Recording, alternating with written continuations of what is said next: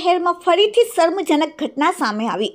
ચોક બજાર પોલીસ સ્ટેશનના વિસ્તારમાં રમતી બાળકીનું અપહરણ કરી જવામાં આવ્યું, જેથી પોલીસે સીસીટીવીના આધારે તપાસ હાથ ધરી, જેમાં બાળકી લોહીલુહાણ હાલતમાં મળી આવી, જેમાં તપાસ કરતા આરોપીને ઝડપી લેવાયો। આરોપીએ ચોકલેટની લાલચે બાળકીનું અપહરણ કરી અવારું જગ્યાએ લઈ દુષ્કર્મ આચર્યું।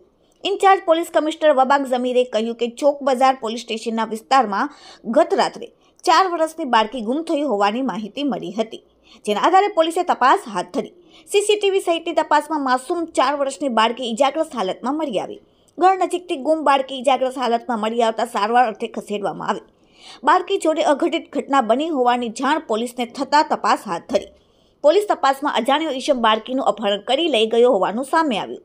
સીસીટીવી કેમેરામાં દેખાયો ફૂટેજના આધારે પોલીસે શોધખોળ હાથ ધરી, જેમાં આરોપી અંકિત ઓમપ્રકાશ ગૌતમ સિરસા કાનપુર રહેવાસી નરાધમ છેલ્લા 10 વર્ષથી એમ્બ્રોઇડરીના ખાતામાં સુરતમાં કામ કરે છે।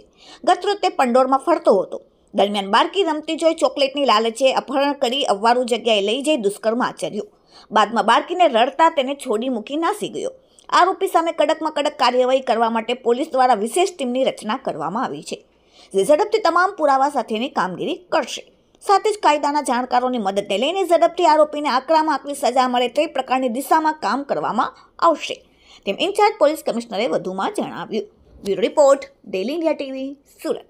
ગઈકાલે તારીખ 20 ફેબ્રુઆરી 2024ના રોજ રાત્રિના સમયગાળા દરમિયાન ફરિયાદીની દીકરી પોતાની ઘર પાસેથી રમતા રમતા અચાનક ગુમ થયેલ હોવાનું હકીકત સામે આવેલ, જે બાબતે ગુમ થનાર બાળાને એક અજાણ્યા પુરુષ ઇસમ અપહરણ કરીને લઈ જતો સીસીટીવી કેમેરા નજરે જતા ઉક્ત બનાવ ગંભીર પ્રકારનો અને આરોપી એક અજાણ્યા પુરુષ હોવાથી સુરત સિટી પોલીસે સત્વરે ગુનાને અંજામ આપનાર આરોપીઓની ભર મેળવી ગુનાની ભેટ ઉકેલવાની કામગીરી માટે તમામ બ્રાન્ચો અને પોલીસ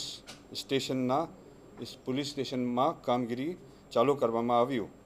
આ દરમિયાન ક્રાઇમ બ્રાન્ચ અને ચોક બજાર પોલીસ સ્ટેશનની ટીમને ભોગ બનનાર બાળકી અખંડ આનંદ કોલેજ પાસે આવેલ ઇન્ડસ્ટ્રીયલ એરિયા પાસેથી લોહીલુહાણ હાલતમાં મળી આવતા તાત્કાલિક સારવાર અર્થે હોસ્પિટલ ખાતે લઈ જવાનું આવેલ, જ્યાં પ્રાથમિક દ્રષ્ટિએ બાળા પર દુષ્કર્મ થયેલ હોવાનું નજરે ચડતા ફરિયાદીની ફરિયાદ લેવામાં આવેલ।